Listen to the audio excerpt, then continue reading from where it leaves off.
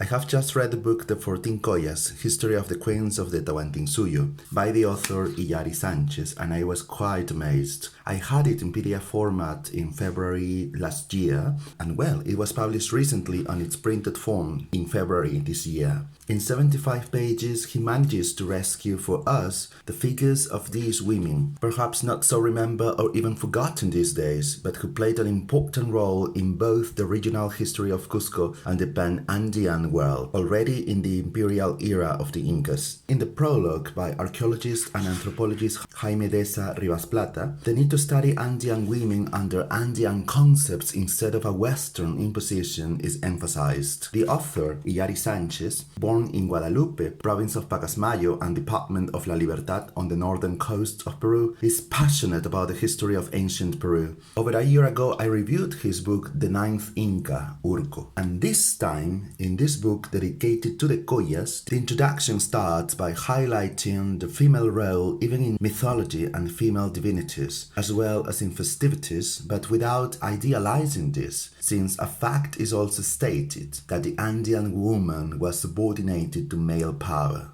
page 13. However, the archetype of the warrior woman exists, and even in societies other than the Incas they could be the rulers, such as the famous ruler Contarguacho in the Huaylas Valley, page 16, or the Capullanas of Piura, page 16. Among the main sources for this book, Mr. Sánchez has mainly used the works of Martín de Murúa and Guamán Poma de Ayala, important colonial documents from the late 16th and early 17th centuries. It is told from the queens of the initial period of the Incas, when they were no more than a minor lordship in the region of current Cusco. This list of queens starts with whom is perhaps by far the most famous of all, Mama Ocllo, the Coya of Mango Cápac, the founder, symbol of the feminine, submissive and homely woman, in contrast to the warrior and energetic Mama Huacu. The second Coya was Mama Coca, wife of Sinchiroca, lover of Inquilcona or orchids, page 30. Mama Kawa, wife of Yoke Yupanqui, a really moody woman, page 33. Tankara Illakchi, wife of Maita Capac, sociable and a music lover, page 34. Cori Ilpai, Coya of Capac Yupanqui, the first who, in the absence of the Inca, was in charge of the government, page 36. Mama Mikai, wife of the previous Inca and later married to Inca Roca, seems ambitious for power,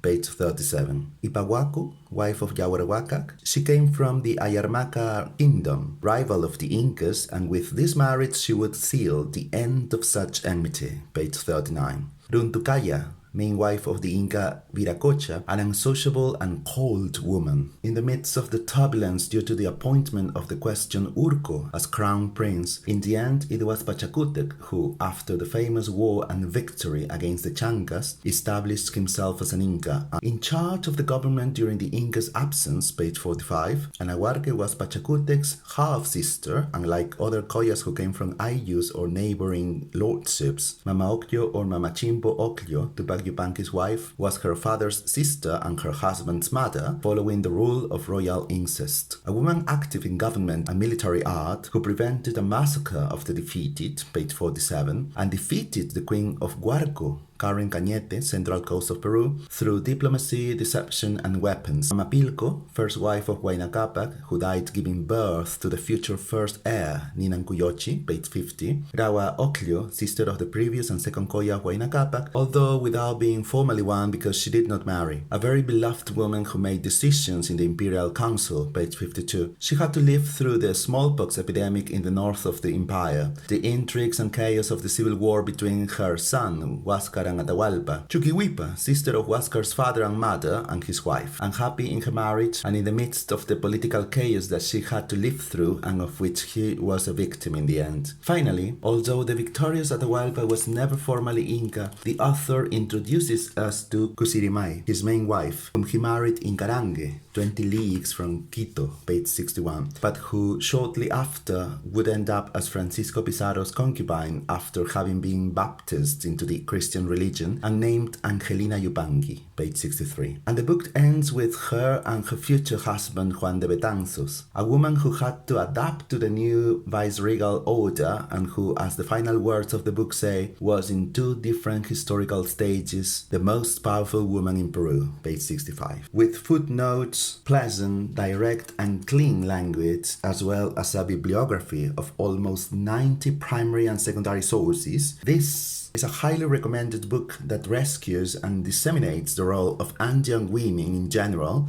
and the Inca sovereigns in particular. These ladies contributed to forging the germ of our nation, Peru.